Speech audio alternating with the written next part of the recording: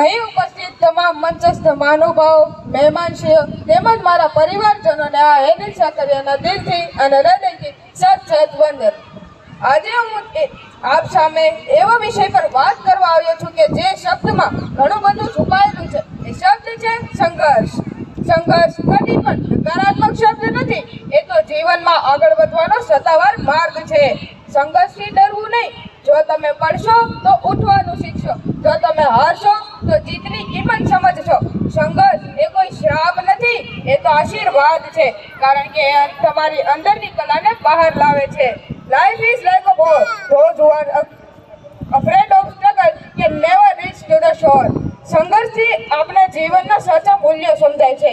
જીવનમાં જ્યારે મુશ્કેલીઓ આવે ત્યારે સંઘર્ષ તે તક આપે છે જેમાં આપણે આગળ વધવાનો માર્ગ શોધી શકીએ. સંઘર્ષનો અર્થ માત્ર પીડા અને તકલીફ નથી, તે તો તાકાત અને નવી તક આપે છે.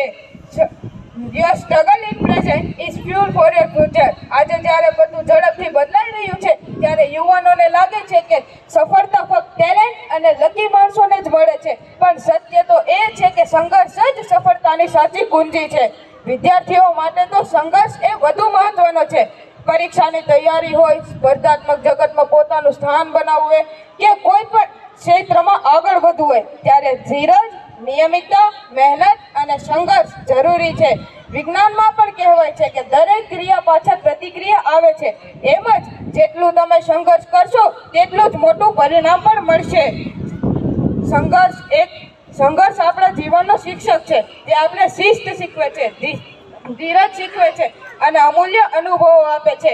મિત્રો, સંઘર્ષ એ કોઈ દુઃખ નથી, એ તો આશા છે. સંઘર્ષ એ હાથની તાળી નથી, એ તો લડત છે.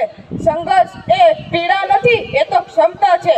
માટે મિત્રો, સંઘર્ષથી ડરશો નહીં, તેને દોરી લો, કારણ કે સંઘર્ષ છે તો વિકાસ છે અને વિકાસ છે તો વાસ્તવિક જીવન છે.